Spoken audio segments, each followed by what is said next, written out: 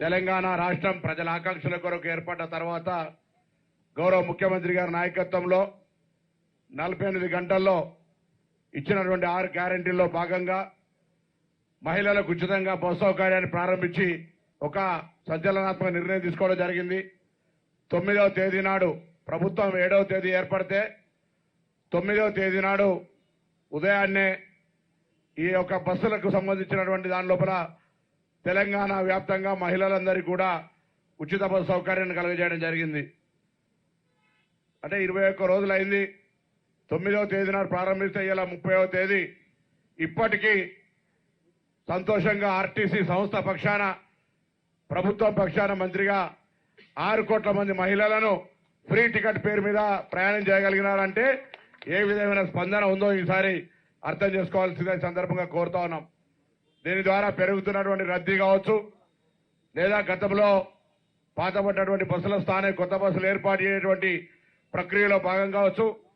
ప్రభుత్వం తరఫున పెద్దలు గౌరవ ముఖ్యమంత్రి గారు ఆదేశించిన అనుగుణంగా 1050 బస్సుల్ని దాదాపు 400 కోట్ల రూపాయలతోటి బ్యాంక్ ఎస్బీఐ వారి సహకారంతో మరి కొనుగోలు ప్రక్రియ స్టార్ట్ అయింది. మరి ఆ బస్సులన్నీ కూడా హైదరాబాద్ నగరంతో పాటుగా తెలంగాణ వ్యాప్తంగా అన్ని జిల్లాల లోపల ప్రజల సౌకర్యార్థం ఉపయోగించబడతాయి. ఆర్టీసీలో ఈరోజు ఇంతకుముందు పెద్ద సిపి గారు చెప్పినట్టుగా కాకి బట్టలతోటి క్రమశిక్షణతోటి ఆర్టీసీ సంస్థను కాపాడుకుంటుంది ఒక కార్మికులే. కార్మికులు అనే మాట ఇక్కడ కూడా మొహమాటం లేదు. ఈరోజు రాష్ట్ర ప్రభుత్వం తరఫున కూడా ఇది ప్రజల ప్రభుత్వం, ప్రజల పాలన.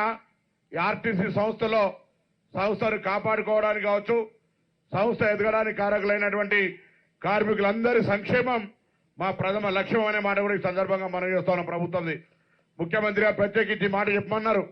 కార్మికుల సంక్షేమం కావచ్చు, ప్రయాణికుల సౌకర్యం కావచ్చు, ఆర్టీసీ పరిరక్షణ, ఈ 3 అంశాలకు సంబంధించి భవిష్యత్తు కార్యాచరణ ఆర్టీసీని ముందుకు తీసుకుపోయే కార్యక్రమం జరుగుతుంది. నిన్ననే ఆర్టీసీ సంస్థను అందరి హెచ్వేడులతోటి ఎండి గారి సమక్షంలో మరి ట్రాన్స్పోర్ట్ సెక్రటరీ శ్రీనివాసరాజు గారు కావచ్చు, మిగతా అధికారులందరూ రివ్యూ చేయడం జరిగింది.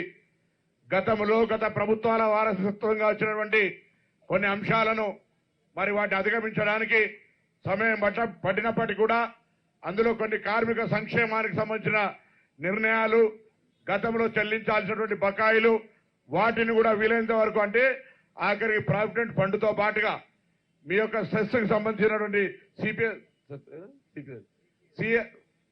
సిసిఎస్ కు సంబంధించినటువంటి బకాయిలన్నింటినీ కూడా విడతల వారీగా కాకుండా ఎంత వీలైతే తొందరగా మీకు పేమెంట్ చేయాలనేటువంటి ఒక దృఢ సంకల్పంతో ప్రభుత్వం ఉందనే మాట కూడా ఈ సందర్భంగా మనం చేస్తా ఉన్నా.